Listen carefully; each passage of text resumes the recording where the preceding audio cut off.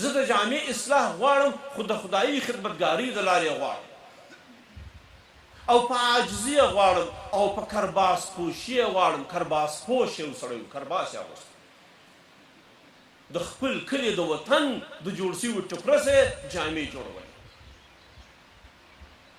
او په عاجزي غواړم، په ډبو په شانو په درشنې نه غواړم. د داسې یو انسان قدرداني نه مشو چې نه یوازې زموږ د دې سیمې بلکې د جهان سړی دی، د نړۍ سړی دی.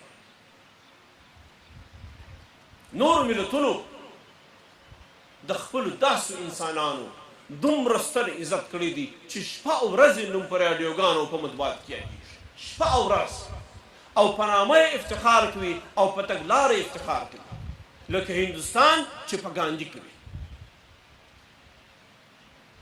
خو موږ تر اوسه پورې هغه عزت، هغه یادونه چې دی په ارزي او موږ په ویاړو هغه مو کړي نه دي چې د دې په اخوا به کوو.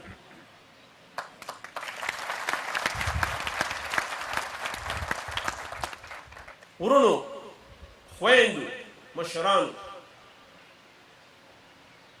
د زور زیاتی مخالفت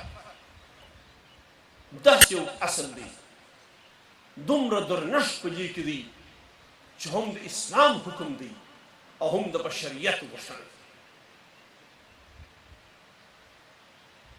هفته دمخه په هلمند کې د طالبانو په نامه یو خبرنگار اجمل نقشبندي شهید په شهادت ورسید.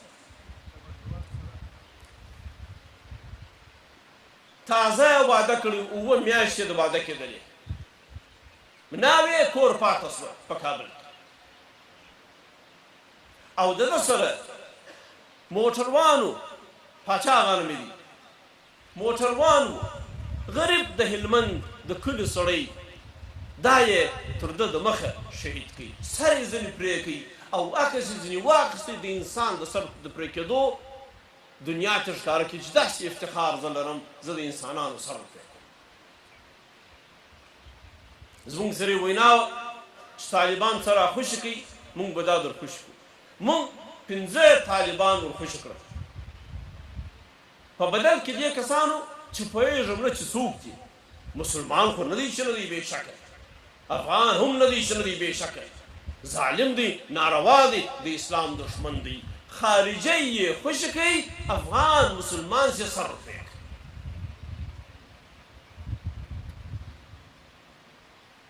اجمل نقشبندي شهید کوي، پاچا هغه شهید کوي، خارجی یې خوشي کوي. نو د عدم تشدد، د زور زیاتی، د ظلم په خلاف د پاچا خان د وینا ارزښت نن په دغه قصه کې واضح کېږي. که دقت وکړو، څو شپې دمخه په بدخشان کې، په فیض آباد کې 400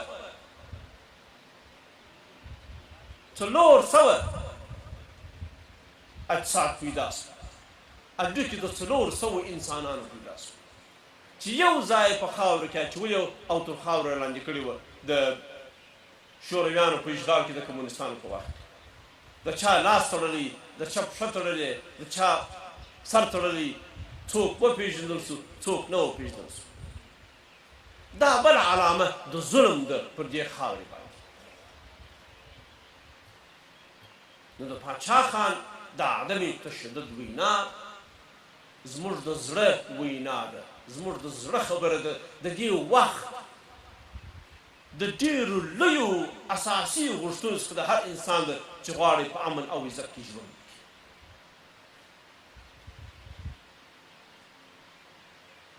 او خدایي خدمتګاري چې د خدای تعالی دپاره د خلکو خدمت کوم، د چا سړک جاره کوم، د چا کوڅه جاره کوم، د چا د ناروغه سره مرسته کوم، چا ته الف او ب ورزده کوم، چا ته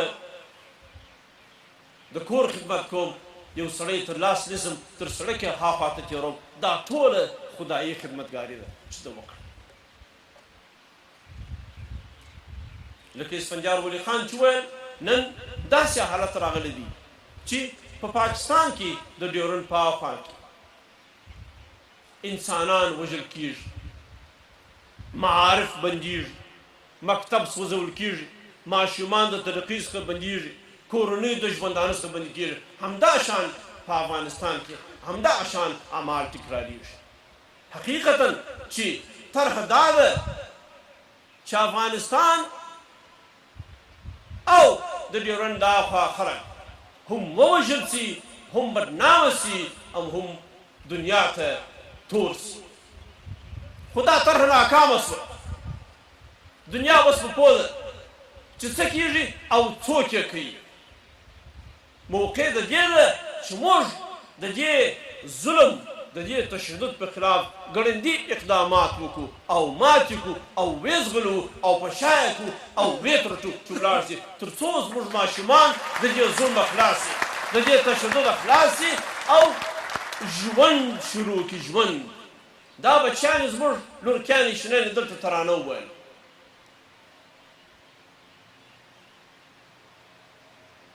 که موږ د دوی په تعلیم کې هڅه وکړو، دا به سبا انجینران وي، دا به سبا ډاکټران وي، دا به سبا د دې خاورې نمایندګان وي، په نړۍ به غږېږي د دې خاورې دپاره، او زموږ به سر پلجګي په عزت وي.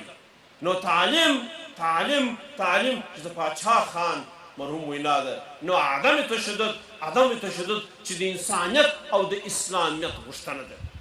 نو خدایي خدمتګاري چې د خدای تعالی بهترین خدمت دی او خدای تعالی په خوشحاله کېږي. د داسې یو ویاړلي انسان دپاره موږ عاجز خلک څه نشي کولی، بلکې دا چې د ده دپاره د پاچا خان دپاره که ستاسو خوښه وي، د پاچا خان د ټرست د ملګرو خوښه وي، یو جایزه اعلان کړو. جایزه د هغو انسانانو دپاره چې ژوندانه دپاره کوښښ کړی دی، چې خدمت یې کړی دی. داسې جایزه اعلان کړو که په افریقا کې یو څوک د عدم تشدد دپاره خواري کوي او د خدای تعالی د خلکو خدمت کوي، نو هغه به په دې جایزې د پاچا خان وویاړل سي. که په افغانستان کې کوي، که په پاکستان کې کوي، که په هند کې کوي، که په امریکا کې کوي، هر څوک چې د خدای تعالی د مخلوق خدمت وکړي، هغوی ته د ودې وسایل فراهم کړي، هغوی د زور زیاتي څخه خلاص کړي، هغوی د ظلم څخه خلاص کړي او ثابته کړي چې په دې لاره کې په عقیده روان دي او د خلوص نیت روان دي او رښتینې روان دي. نو هغه ته به دا جایزه ورکول کېږي. او زه به وګورم چې د افغانستان په دولت کې د کوم بنیاد د خوا دا جایزه ورکړي. پوهنتون لرو، د علومو اکاډمۍ لرو او د بشري حقوقو اداره لرو. بیا به مشوره وکړو د ملګرو سره او دا خو دا کار به کوو د جایزې اعلان د پاچا خان په نامه به د افغانستان ویاړ وي. دې خاورې ډېر ظلمونه ګاللي دي، دې خاورې ډېر مصیبتونه لیدلي دي، دې خاورې ډېر